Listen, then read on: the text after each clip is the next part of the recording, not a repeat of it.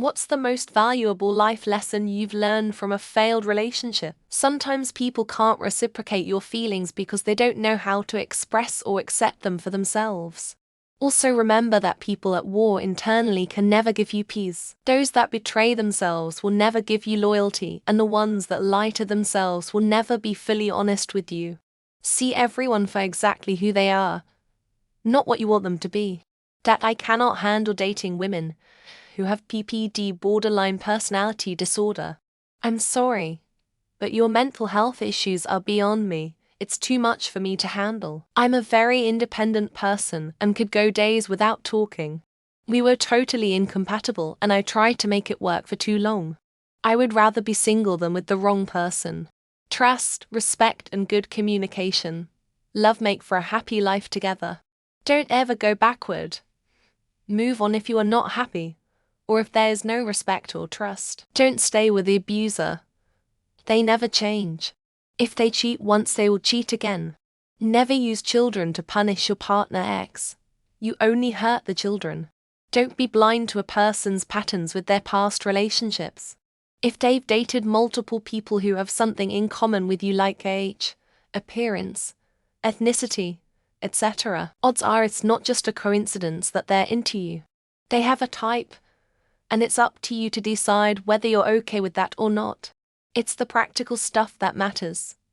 Do you have the same view on kids, family, ambition, goals, money, culture, religion, household responsibilities? If you don't, it doesn't matter how compatible you are, how great your chemistry is. It's not going to work out in a long-term serious relationship. It's actually worth it to stick your dick in the crazy ones. Must be ready to bail early and fast, but if you go to your grave not knowing what it's like to have absolutely insane crazy girl sex, you'll be missing out on one of the premier experiences of life. If you don't feel a good connection, don't keep prolonging the relationship in the hope that the connection will somehow happen. In other words, if you believe this isn't your person, let them go, so each of you can find someone better suited. 1. Document everything, record, or get it in writing. 2. Never argue, ever just say what you have to say and walk away. Do not try and use logic or try and be pragmatic, just walk away. If all you want out of life is contentment, then it's better to find contentment alone. The odds are exceptionally low that two people will end up together with both of them content with the same things in life. Think this person is the love of your life and you want to spend all your life with her, but they might not be right for you, and there is someone else who you would love even more and is right for you. Mental illness is real. A lot more people have it more than I ever realized, and can be very well hidden. I now know that people have the ability to hide their true selves for a while, and I act accordingly.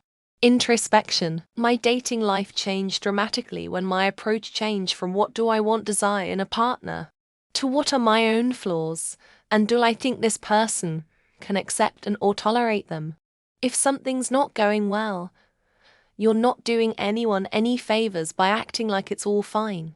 Communicate and talk about what needs to change. Good relationships take work to maintain. The need of honesty and communication. Many times, ineffective communication or partial honesty on the side of one or both parties lead to misunderstandings and confrontations. Respect goes a long way. Once you disrespect each other, it's all downhill from there. When it turns into an argument, it turns into you both criticizing each other. If one friend says they don't like your GF, they might just not get along ... If 2, 3, 4 ... etc. friends say they don't like your GF, something is wrong with your GF. It's better to be single than with the wrong person.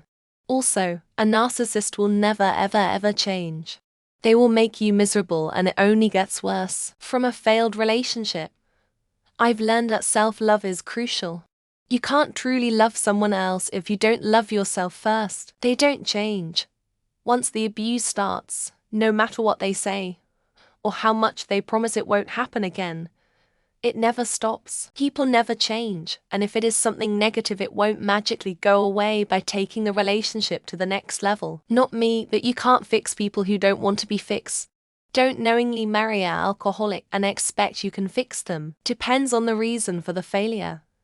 If it's due to infidelity, I'd say once a cheater, always going to be a cheater. You cannot fix him, and you don't need to fix yourself. They will not change for you, and you deserve to be happy. Don't ever compromise your integrity for someone else just to keep them. They aren't worth it if they ask you to. You want someone to want you, not need you. They need to bring something to the picnic other than their appetite. If you're not a priority in someone's life, don't make that person a priority in yours. It's really that easy. That relationships overall are not worth it in comparison to personal freedom. Heck, even boredom can be better. To not ignore red flags, your gut feeling. To not be too nice and give too much without receiving anything. There are other fishes in the sea. Life is way too short to dwell on something that was never meant to be. No matter how much you love that person, always set boundaries. Too much of everything can be salty. Don't keep thinking they'll change, or that things will be better in the future. It won't. Break up. You can't offer something to someone if you can't give it to yourself first. Love, stability, etc. If you have a gut feeling at an early stage that it doesn't work, don't struggle. Let it go. You never know truly someone for what they truly are unless you're truly heavy tested. They can be the one when you first meet, but sometimes people grow in different directions. Relationship is not when you feel good, it's when you work to make it good for both of you. Always read the fine print in love. Much like ancient mapmakers noted here be dragons. Just because you could understand them doesn't mean you deserve to be treated like shit. Sexual compatibility is a lot more important than people are willing to admit sometimes. If they're an asshole to everyone except you, eventually they'll be an asshole to you. You can think you are in youve and you realize you didn't at all. Sometimes giving someone all your love isn't enough to keep the relationship alive. A relationship is a lot like a fart. If you have to force it, it's probably shit. Don't take them back, and if it isn't right, stop wasting time on it and move on. If you don't love yourself, how in the hell are you gonna love anybody else without doing the internal work? You'll expect external things to complete you. You're an idiot when it comes to emotions. Women really do know better. Everything you say can and will be used against you in the court of life. No one gives a fuck about anyone else, and we should all act accordingly. They stop putting in the same effort to keep you as they did to win you. Sometimes people simply grow apart and fall out of love. Sad but true. Life is too short to spend it with someone who doesn't make you happy. You can love a person you can't have a successful relationship with. Rick says it best: when people show you who they are, believe them the first time. Be open to connection, but ultimately focus on yourself always. Let them show their true colors before you commit to someone. You only learn who you truly married when you get divorced. Unfaithfulness isn't a scenario, it's a personality trait. You don't meet the real person until you're a year in. Financial compatibility is such an underrated trait.